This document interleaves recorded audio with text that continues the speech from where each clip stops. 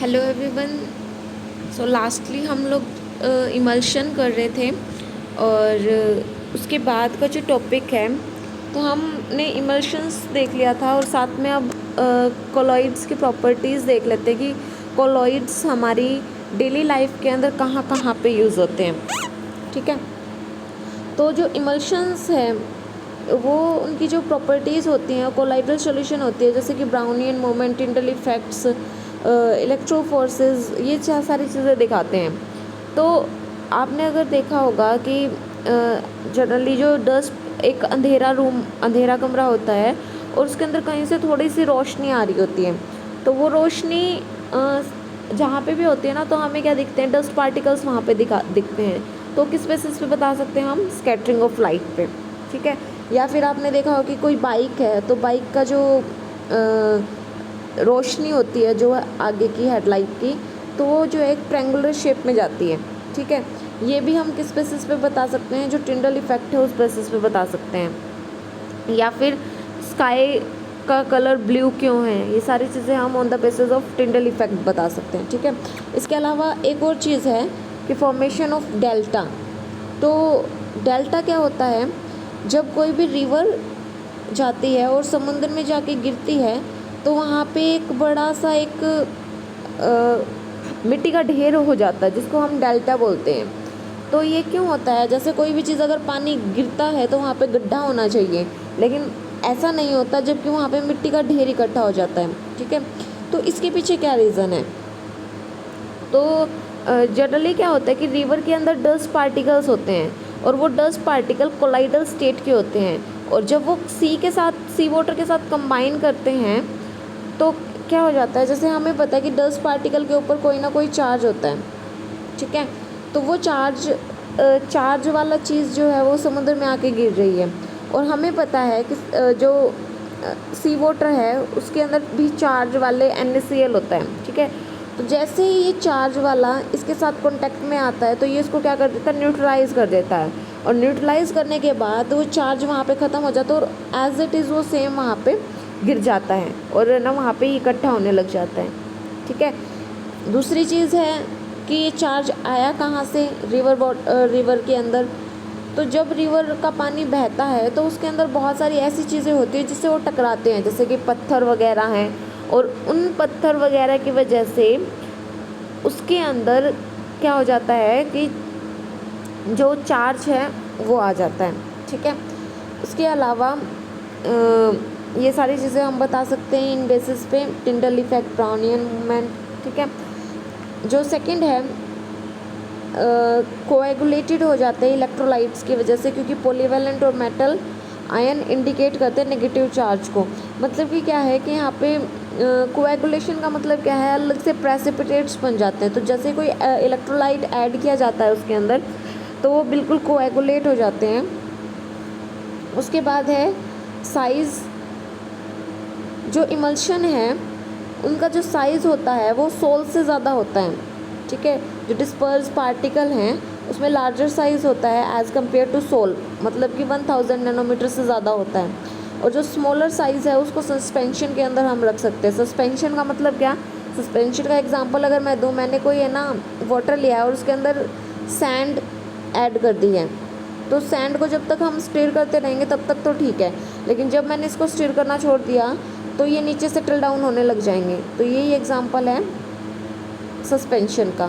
ठीक है, उसके बाद है इमल्शंस को हम सेपरेट कर सकते हैं हीट करके, सेंट्रीफ्यूग करके। जैसे इसका एग्जांपल आप देखते हो कि जब हम दही को है ना, दही से मक्खन निकालते हैं तो वहाँ पे सेंट्रीफ्यूगल फोर्स अप्लाई होता है और वहाँ पे है ना क्या हो जाता है, बटर अलग हो जाता है और जो उसकी लस्सी है, छाछ है, जो भी बोलते हो आप लोग, वो अलग हो जाता है। ठीक है, तो फ्रीजिंग करके, हीटिंग करके, सेंट्रीफ्यूगिंग करके हम इमल्शंस को अलग अलग कर सकते हैं और इस प्रोसेस को हम डी इमल्सिफिकेशन बोलते हैं। ठीक है, इसके अलावा और क्या यूज़ हैं और क्या क्या एप्लीकेशंस हैं इमल्शंस की?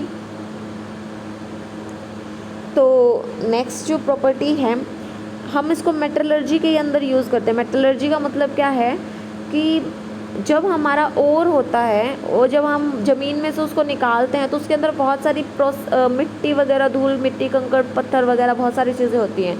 तो हमें उसको इस तरीके से निकालना होता है कि ताकि हमारी कॉस्ट भी ज़्यादा ना लगे और हमारे प्रोडक्ट भी अच्छा मिल जाए। तो उस प्रोसेस को हम बोलते हैं मेटलर्जी। वहाँ पे हम क्या करते हैं, और को कंसंट्रेशन करते हैं।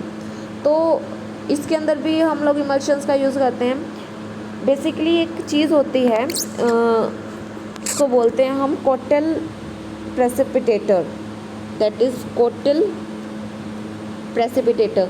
इसके अंदर क्या होता है, जैसे आपने देखा होगा कि है ना, इंडस्ट्रीज़ वगैरह में बहुत सारी मात्रा में कोयल को जलाया जाता है। जब कोयल जलाते हैं तो उसमें बहुत सारी गैसेस निकलती है, जैसे carbon dioxide, carbon monoxide, methane, ठीक है। तो कुछ एक गैसेस निकलती हैं। तो ये लोग क्या करते हैं कि इन चिमनीज़ के ऊपर, हालांकि ये चिमनीज़ इतनी ज़्यादा होती हैं, इतनी ज़्यादा ऊंची लगाई जाती हैं ताकि वो जो है हमारे कांटेक्ट में ना आ सके, लेकिन फिर भी इन्वायरमेंट को तो वो गंदा करते ही हैं। तो इसके बीच में कुछ ऐसी चीज़ लगाई जाती है, एक ऐसा मेटल लगाया जाता है जो कि चार्ज होता है, ठीक है। क्योंकि जो ये इसके अंदर कार्बन और कार्बन मोनोऑक्साइड या फिर जो भी गैसेस निकल रही है, कार्बन के कंटेंट, वो कोलाइडल के होते हैं। और जो कोलाइडल हैं तो उसके अंदर कोई ना कोई चार्ज भी होगा। तो इस चार्ज को रिमूव करने के लिए इस यहाँ पे एक मेटल लगाया जाता है जो कि इलेक्ट्रोलाइसिस के थ्रू इसको चार्ज किया जाता है, ठीक है।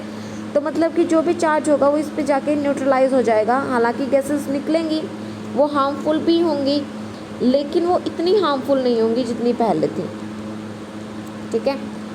उसके बाद है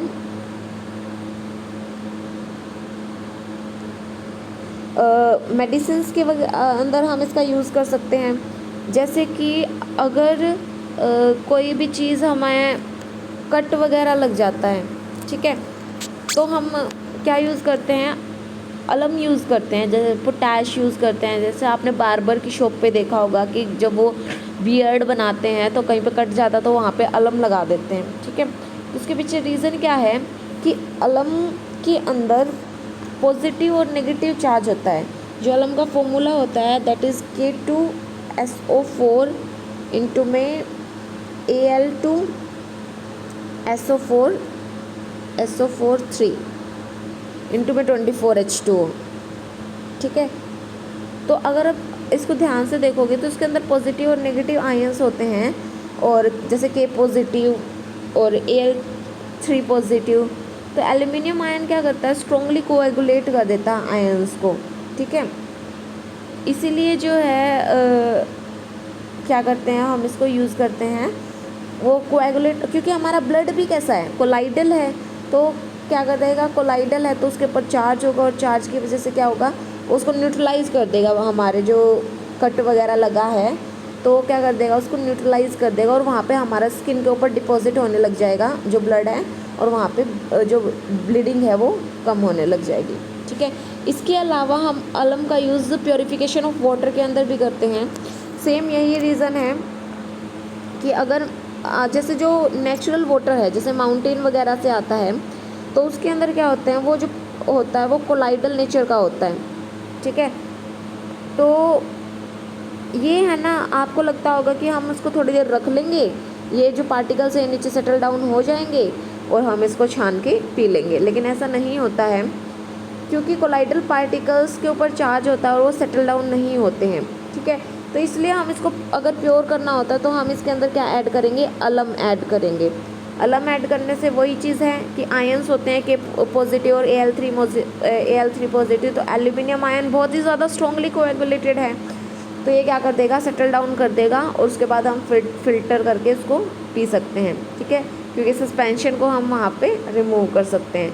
हाँ, हम NaCl भी ऐड कर सकते हैं पोटैश अलम की बजाय, लेकिन अगर नमक ऐड करेंगे तो वो थोड़ा नमकीन हो जाएगा और टेस्ट चेंज हो जाएगा पानी का।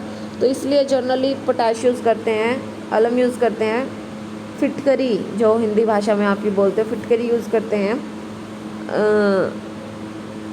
ताकि जो है इसमें ज़्यादा टेस्ट वेस्ट भी इसका चेंज नहीं होता है, ठीक है। मिल्क बहुत बारी एग्जांपल दे चुके हैं मिल्क का, मिल्क बटर चीज़, मतलब कि लिक्विड इन सॉलिड, ठीक है। तो मिल्क तो एक ऐसी चीज़ बताई जाती है कि हमारे सभी वाइटामिन और मिनरल्स हमारी बॉडी के अंदर जा सकते हैं थ्रू मिल्क, ठीक है।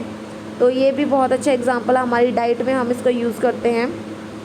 उसके अलावा जो सीरम है, blood fog mist, colloids paint, तो बहुत सारी ऐसी चीज़ें हैं जो कोलाइडल नेचर के अंदर है और हम यूज़ करते हैं, ठीक है।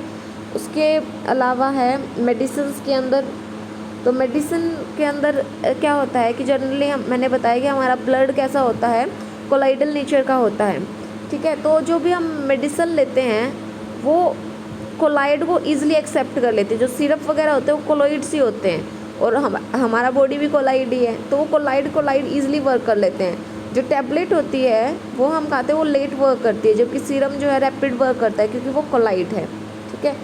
तो इसके अलावा फैट वगैरह की डाइजेशन के अंदर इमल्सिफिकेशन का भी यूज़ होता है। तो ये कुछ डेली लाइफ में चीज़ें थी जो कि हम यूज़ करते हैं थ्रू द कोलाइड। क्यों पढ़ रहे हैं हम कोलाइड? क्योंकि हम देखते हैं हमारी डेली लाइफ में ये सब चीज़ें होते हुए, okay. So that's all for today, thank you.